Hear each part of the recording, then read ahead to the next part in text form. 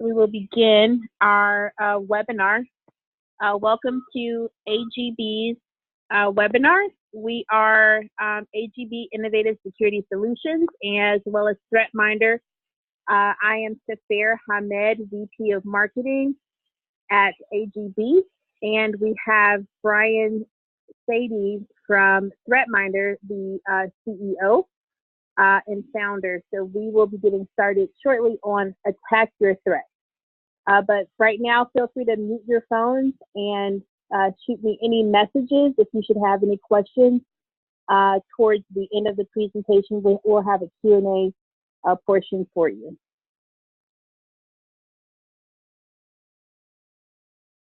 So AGB is the only innovative full-service security company in the Midwest that utilizes state-of-the-art business intelligence and technology.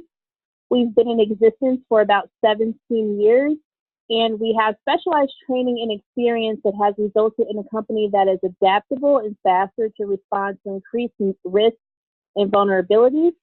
Our core services are guard and patrol, security training, aerial surveillance, fingerprinting, background checks, as well as cybersecurity. As you can see, our awards and recognition, our CEO recently won the Ernst & Young Entrepreneur of the Year Finalist Award for 2018, and Crain's has also named us one of the fastest growing businesses in the Chicagoland area. We are also ISO 9001-2015 certified. And what does that mean for your business? We have quality control checks in process that help us navigate through our business to make sure that we are on par in regards to our client services. And I'll pass it over to Brian to give a bit more background for ThreatMinder as well. Yeah, thanks, Safair. First off, thanks everybody for joining into the discussion. I'm extremely excited and extremely proud of what AGB has built. It's an amazing company, amazing people. They're always looking out for the best for their customers, and that we know because we deal with them a lot in an ongoing basis. So thank you so much for setting this up, Safair, and I'm extremely happy to be able to connect and chat about our services in conjunction with AGB and how we kind of coordinate this together to provide the best type of operations, the best type of delivery, both on the security guard side as well as on the information security and cyber threat side, like ThreatMinder. As Safair mentioned, I'm the founder of ThreatMinder. I'm also the CEO. What that means is I just get in the way of the really smart people from doing their jobs, our developers, our operations people, et cetera. I started the business about 2 years ago. Our business kind of morphed out of the intelligence space, out of the FBI and the CIA space. As far as what we wanted to do was combine together the ease of use of core technology and a fundamental ease of understanding of threats that are out there across the web, social media, and dark web, with the complexity of the intelligence, threat monitoring, counterintelligence, manual processes that have been in place over the last 50 years from the FBI and from the CIA and from other intelligence agencies. So what we were able to do over the last 2 years is really bring together the manual processes and the technology side and create a very easy to use threat intelligence product that basically allows anybody to access and understand fundamentally what's happening regarding their core assets of their business. Why does this all matter? Fundamentally, we all know, AGB is really good at understanding that threats affect us all, and it's not just physical threats.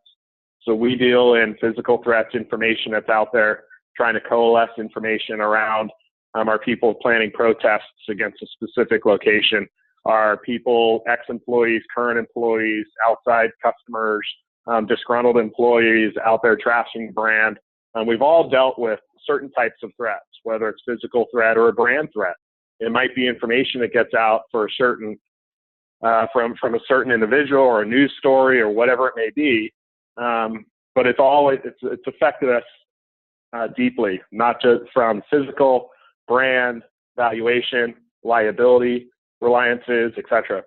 And so what we fundamentally wanted to do is we thought that we could basically bring together all the information out there across the web, social media, and dark web and just make it a lot easier for us to understand what's happening in general.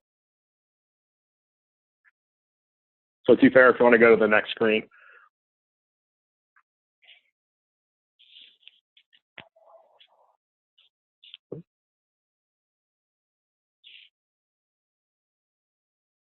We're there. Okay. Yep. So mine is coming up. Mine must be a little delayed.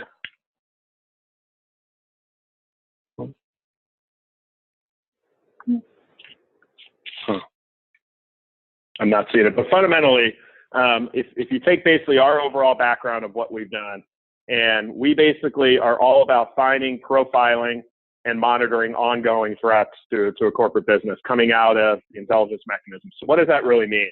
It means that we have a very unique fundamental analytical capability to take a lot of different data from a lot of different sources out there, and normalize that data into usable information, structured information and data, and then push that data up into an analytics engine and an artificial intelligence engine that allows us basically to really fundamentally tighten down on exactly what's needed for a business to control threats. So what does that mean? It means we really focus on removing false positives and making it very, very simple to use and operationalize this type of data. You can imagine kind of the number of false positives that happen out there when we're bringing together multiple and thousands and millions of different data related to a specific asset. It could be a large brand, it could be a location, it could be a CEO, it could be an event, it could be a product, it could be employees, etc. And the last thing we want to have is if, say, we're monitoring 100 different of your assets across your organization, and we start pushing out notifications that says, hey, everybody, look at this threat. Look, this is a really high-level threat. The last thing we want to do is have that be false information. So, for example, we're located out of the Bay Area. We're big Warriors. We see things like this happen all the time where somebody might say, hey, Warriors, great job. You guys are killing it tonight. Shooting and killing would probably trigger the mechanism of threat, especially if it's condition. And our system will fundamentally block out that false positive from being notified, from notifying. Whenever pull information in and says highest information threat, we have two ways to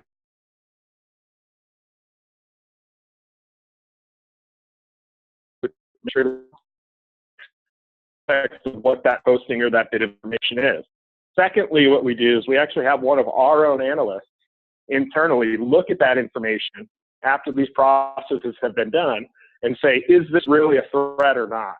And so we basically combine the elements of the manual processes, counterintelligence, and threat monitoring with the technology base, with still having a portion of the human. We're delivering the best threat intelligence and threat monitor possible.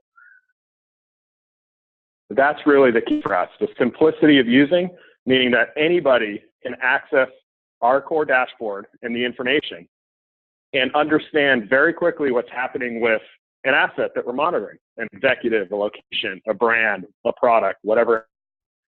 Have a little and that, hey, this particular asset is really has no particular asset that we really need to worry about.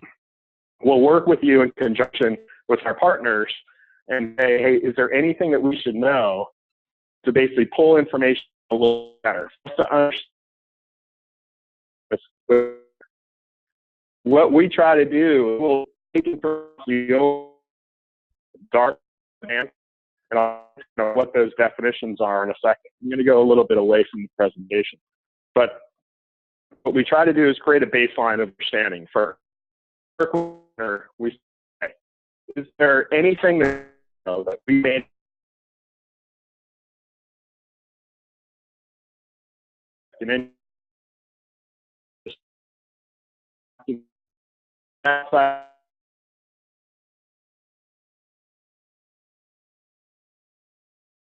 a location has a lot of order product that you want to feel or stuff information.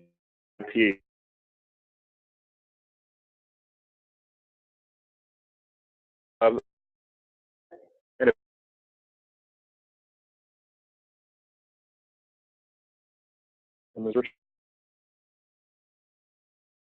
as, hey, your base blood pressure is this, your rate is this, your health is trying to do and look for are the changes. So we get that understanding of business, and then our systems algorithmically are going across the different levels of web and pulling information in, scraping information in, our data partners, our data integrations, and we're trying to see, has anything changed? Has something disrupted the core baseline of understanding for sending risk to you as a business or to you as an executive, a CEO, an employee, a location, whatever that may be. And that's when we really become very powerful for your core business to be able to be proactive and offensive related to information that's out there, rather than reactive, rather than always having to kind of look and see and react to news stories or react to people posting stuff out there that's negative to you or your brand or causing issues with liability, financial issues, etc. So that's kind of our core fundamental item. As we kind of work within businesses, what we find is there are really three core areas that we tend to engage with, and companies and our partners tend to work with us on. One is security, obviously, and it's physical security, it's brand security, it's employee security, etc. Number two is the HR aspect. One thing that's really came up over the last, let's say, 9 months is really the ability that companies understand how dangerous one particular person can be, because it's been so easy over the last couple of years for people to communicate, which is mostly really good. However, that ability to communicate, the ability to communicate across social media, to create blogs, to create WordPress sites, etc., really call harm. And so what we do on the HR side is we work in three different ways with HR. We can do an effect profile. There's the records background check that most companies do. And we also create an online profile of the person who's been posting activities. Is there anything in the past that will come back to haunt, basically hiring this manager, hiring this executive, etc. The second area of HR is tied to current employees. Investigations are going on. Is there something that we need to look at related to a current employee? And then the third is when employees become fired or laid off, we can monitor, do profiles of that person or those people as well, related to, are they threatening to steal information? Are they posting negative stuff about the business, et cetera, et cetera. As we move over into legal and compliance, we start dealing with code of conduct. If you imagine us basically pulling in this information, all this public information that's out there on the web, we basically can tie that information in to the internal requirements of the code of conduct, and basically what's appropriate and what's not appropriate for people to be posting, especially employees to be posting about the business or executives or whatever. And so that's basically the different areas: security, the HR, and the legal compliance aspects. But fundamentally, by bringing in this information and creating this overarching, basically understanding of what's happening out there related to each individual asset that we're monitoring, we can be a very powerful force for the company. So I'll pause there. And I don't know if there's any questions, or Tifera, if you want to do questions now or wait till the end of the presentation. I'm happy to do things anyway. Sure, yeah, we can wait towards the end of the prezo. Okay. Like I said, I've kind of veered a little bit off the presentation. I apologize for that. But one question that we always get is related to, hey, what's the core definition of web, social media, dark web, deep web? How does all this stuff kind of work? So I'll break it down really simply. And most people, you probably know this, so bear with me a second. But the general web is everything that we search for on Google. It can be ESPN, it can be ABC, it can be CNN, it could be whatever news source. It can be WordPress sites, it can be blog sites. The blog sites and WordPress sites are really interesting. It's become really easy for people to create their own blogs and WordPress sites with different publishing platforms, etc. Why that's really important is because it allows basically somebody to be posting information about you or your asset, about you or your executive, or threatening to publish personal information about a CEO or a location or a product without necessarily even going on to social media. So it's really critical that we cover off on the general web that we all know of. Social media sites, pretty self-explanatory. There's Facebook, there's Twitter, there's Instagram. Any public information that's posted on social media, we can pull that information in. And then there are other lesser known kind of social media sites that are really relevant for specific type of verticals, whether it's technical employees or whatever. There's the 4chans and the Reddits. There's obviously the LinkedIns, etc. And then we get into the dark web. The dark web is in effect the general web and social media sites with being completely anonymous and completely encrypted. So there's no location data, there's no user data, and it's completely encrypted. Now, I say that with a little bit of caveat because you can still track a little bit.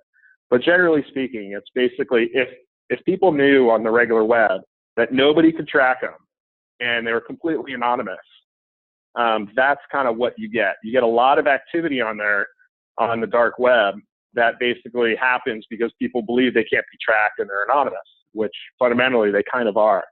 And so you get a lot of illicit activity. You get a lot of stealing of IP. You get a lot of stealing of financial data. You hear about it when credit card numbers are hacked, Social Security numbers are hacked, PayPal accounts are hacked. You see basically sites where you can purchase all this stuff. You purchase drugs, you can purchase, there's sex trafficking, there's all kinds of illicit behavior on the dark web.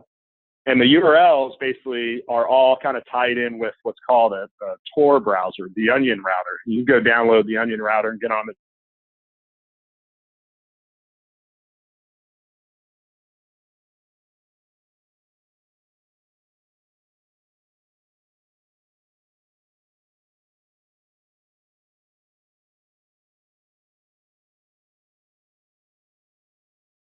or storage of information that generally is not searchable from the public, from a public Google or a public DuckDuckGo or a public Microsoft search engine or Yahoo or whatever.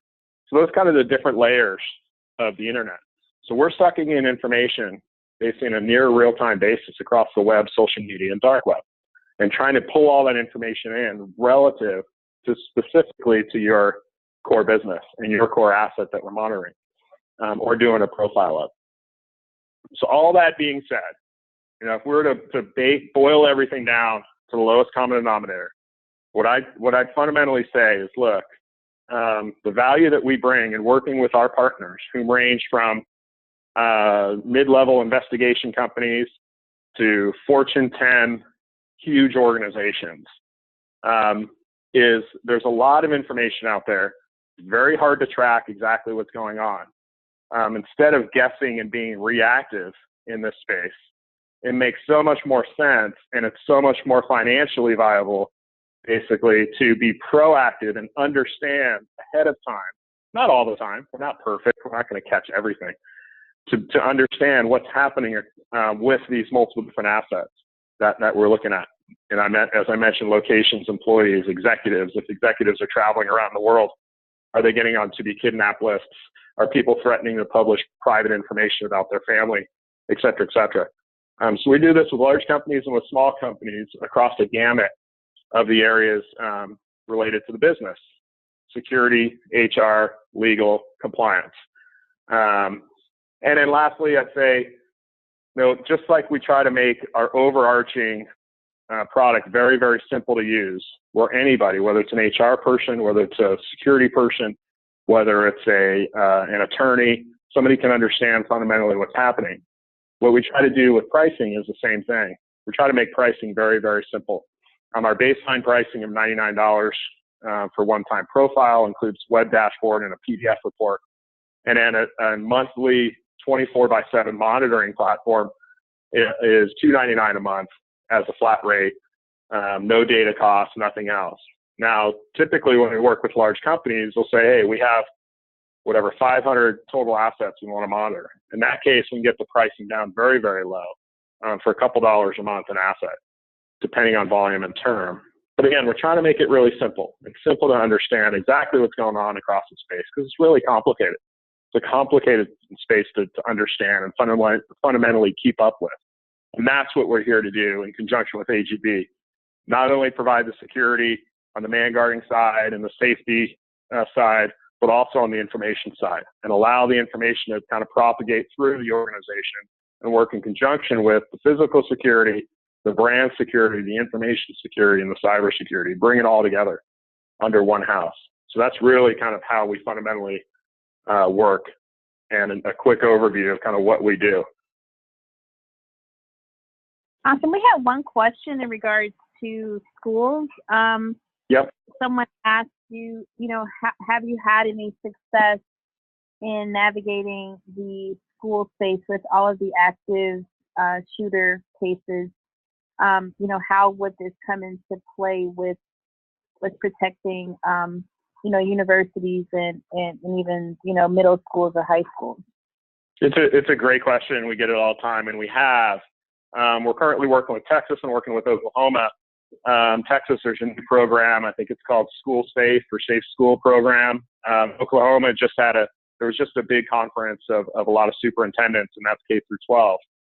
But fundamentally how it would work is this, and this is how we do it with not only K through 12, but also college as well. And college is a little bit different. But we'd say, okay, we would geofence, we would take the name of the school. Secondly, we would geofence the area of that school. Typically, we do geofence about an hour's drive worth away from that school. And there's a reason we do that, because typically what we found is that threats that occur, and it could be students, it could be whomever, if we look at areas about an hour's worth of drive away from a particular school, we can pull up the majority of synchronous threats that occur. And now there are two types of threats that are really important for schools and for organizations too: synchronous and asynchronous. Synchronous are the ones that happen in real time. So synchronous would be a student posting, hey, I'm on my way to school and I'm going to get even with all these kids, et cetera, et cetera. If that person posts that through any public mechanism, public Facebook post, Twitter, public Instagram message, blog post, a comment section, whatever, we'd be able to pull that information up, bring that in. Our system would notify it as a confirmed threat, and we'd immediately send a notification out to whomever within the school district. Asynchronous threats can be even more difficult to track, but that's where the power of what we do really comes in. And that's where somebody basically posts a threat a while ago, or something that says, hey, I don't like Brian at this school. And maybe that's the initial piece. And then the next 4 or 5 postings aren't necessarily threats. It's just, hey, I just went and picked up my gun. Hey, I just went shooting. Hey, I'm really not feeling good. I'm feeling kind of depressed. So those things aren't necessarily threats alone, but tying those things together is really critical. And that's where our system really comes in. And the background that we came in counterintelligence and threat monitoring, the ability to tie those things together, those pieces of information together, back to that user, is really critical. And that's where basically we can notify and say, hey, there's a pattern here. There's something going on. It may be nebulous, it might be benign, but just so you know about it. And we have one. Sorry, go ahead. Oh no, the other thing I just say when it comes to colleges and universities, it's the same principle. We would do a location, we would do the name of the school. We can monitor ex-students, we can monitor executives, etc. But typically in colleges are also kind of study abroad. Maybe there's a parallel campus in Spain or Italy or somewhere across the U.S. that we would also want to tie in as well to that monitoring. That's really kind of fundamentally the only difference. Awesome.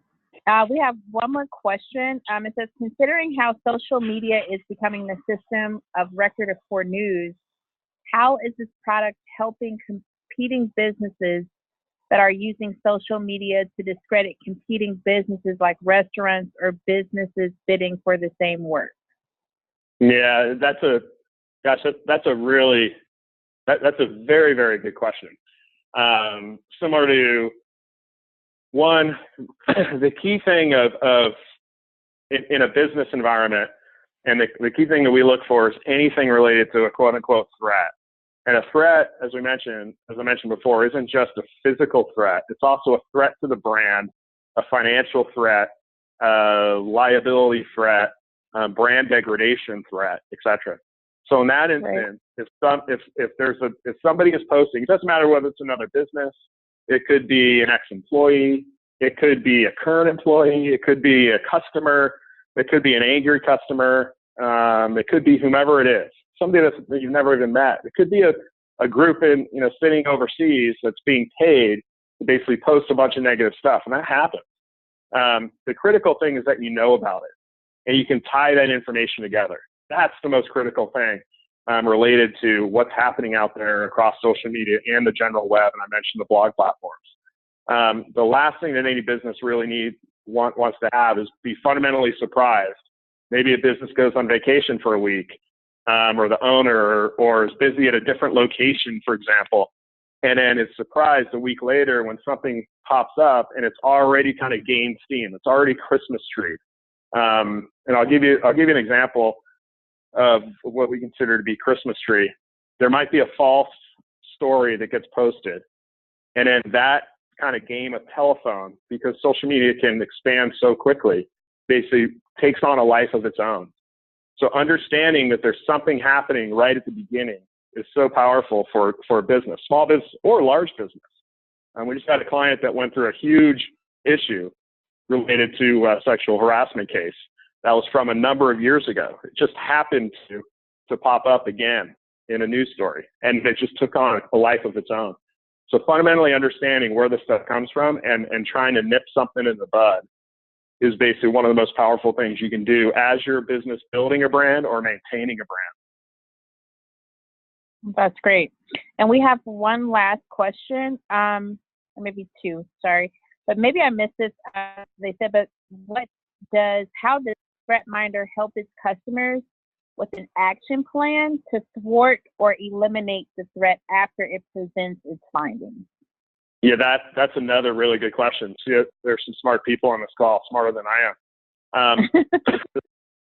So we have a couple things. One, we fundamentally deliver the information, and we can work with the partner. We can work with a partner and say, okay, if this happens, we can send, if it's this type of threat, for example, we can send a notification. We can send an email notification, a text message notification, whatever. We could also integrate into, if it's a large customer, we can integrate into another software system where we push an API call. And an API push, and we've done this before, where we integrate into GSOC services, or we integrate into a notification, a mass notification system like a group do list or whatever it may be, that says, hey, something is a trigger here. And with that kind of push of information into another system, that can start the process of other systems reacting to something that's there.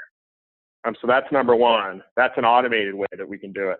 In a manual way, we can work with the partner and the client and say, hey, if there's a threat related to the executive, like what should we do? And we can work with that and provide different notifications. If there's a threat to the brand, do we send notifications to the marketing department? Do we send notifications to corporate security? Do we send notifications to this area or that area, whatever it may be? Compliance, do we send it to the head of compliance or maybe the HR side? So that's number one. That's number two, sorry. And number three, related to that, we can basically bring in experts, our intelligence experts, that have worked this on insider threats, outside threat monitoring, and counterintelligence from the intelligence side, and basically do a comprehensive overview and program in place to basically say, hey, we're going to bring the information in with the ThreatMinder and AGB type of system. Then here's basically a best practices program that we can put in place if it's not there, or we can augment and basically iterate on what's already there within the corporate environment. And that would be basically a TNM, a time and materials addition, kind of a consulting engagement that we can engage with the overarching operational team, security operational team, or facilities team, for example, or HR team, as far as how to respond to different types of threats in a best practices way.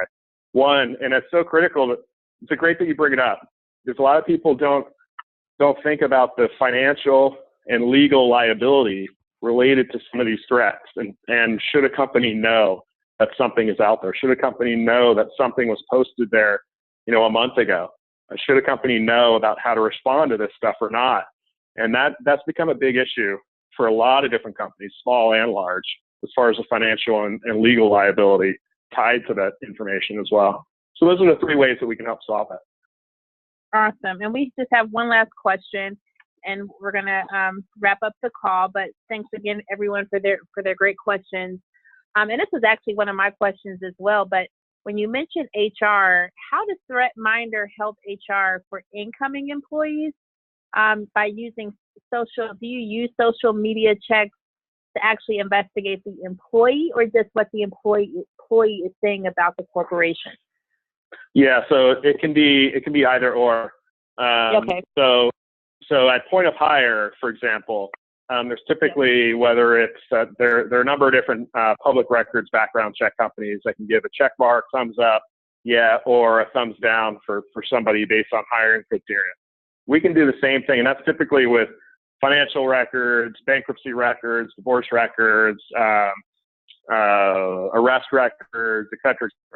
We can kind of do the same thing related to code of conduct for a specific partner, and hiring criteria related to stuff that's posted. Has somebody posted racist stuff? Has somebody posted sexist stuff? Is stuff out there that will come back to haunt basically the employer in the future? And a lot of times it happens related to managerial positions. If people are going to be managing other folks, they want to get ahead of stuff and understand what's out there related to someone's public persona across social media. Awesome. This has been very helpful. You can see AGB's information here. We are located in Chicago. We aren't as lucky as Brian. He is on the West Coast in St. Fran. But we will have this presentation available for you to download as well. But feel free to follow up with me. Again, my name is Tafir Hamed, VP of Marketing at AGB Investigative Services. And I can be reached at 773-445-4300. And Brian can be reached at brian@threatminder.com. But again, we are your full service solution for security. And we appreciate your time today for this phone call. And again, thank you, Brian, for sharing your wealth of knowledge on this amazing and ever-growing subject of online attacks. Absolutely. Happy to be here. I can't speak highly enough for the AGB folks. They've built an amazing business, and they really try to give back to the community, which is even above and beyond. But yeah, as Tafir mentioned, feel free to reach out to her. She's smarter than I am. She'll be able to get answers to the stuff that you're doing, and we can just kind of augment your businesses to provide not only the service that AGB does, but the partnership in conjunction with us. Happy to do so. Happy to help answer any questions, whatever it may be. Okay. Thanks so much, Brian. And I look forward to speaking with you soon. Thanks, everyone.